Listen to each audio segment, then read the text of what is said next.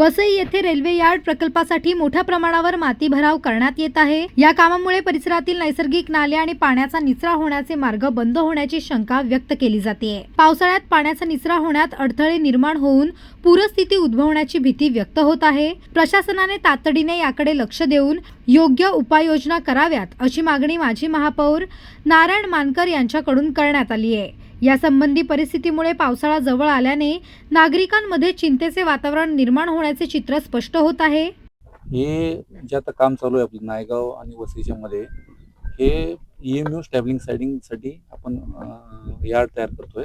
ह्या इथं सगळ्या, कारण आपण 25व्या लाईन जी बांधणार आहे त्यामध्ये सध्याच्या ज्या सायडिंग आहेत त्या जागेवर 25वी लाईन बांधणार आहे। मग त्या सायडिंगसाठी त्यांना दुसऱ्या ठिकाणी लोकेशन करायसाठी ही जागेत अडथळ होत आहे। आणि आता ज्या इन्स्पेक्शनमध्ये लोकांनी जे आम्हाला सगळे नैसर्गिक नाले दाखवले आहेत ते सगळे नैसर्गिक नाले आम्ही मेंटेन करणार आहेत। ऑन द कॉन्ट्ररी नवीन पोर्शनमध्ये त्यांची साईज डबल होईल, डबलपेक्षा जास्त, म्हणजे 3-3 मीटरचे आम्ही बांधत आहोत।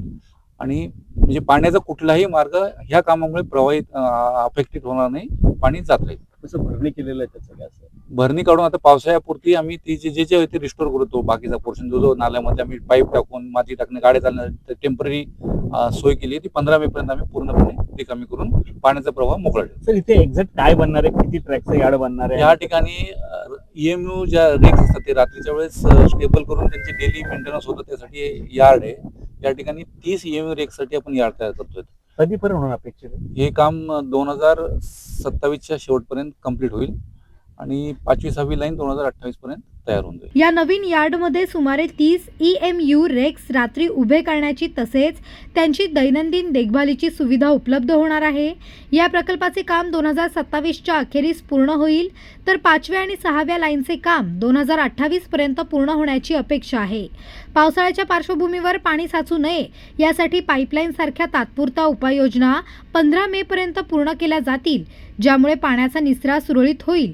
5व्या आणि 6व्या रेल्वे मार्गाच्या बांधकामासाठी सध्या नवीन सायडिंग यार्ड तयार केले जात आहेत।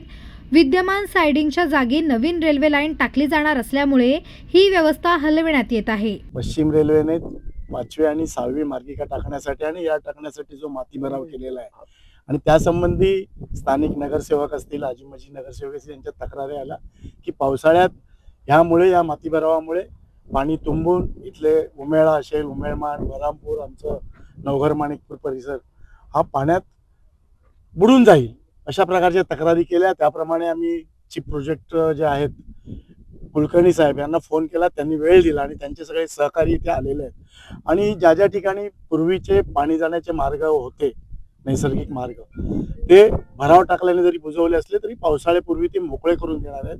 आणि ज्या 2 कलवट आहेत तिथे 1-1 मीटरची बॉक्स कलवट त्यांची हद्द संपेपर्यंत करणार आहेत।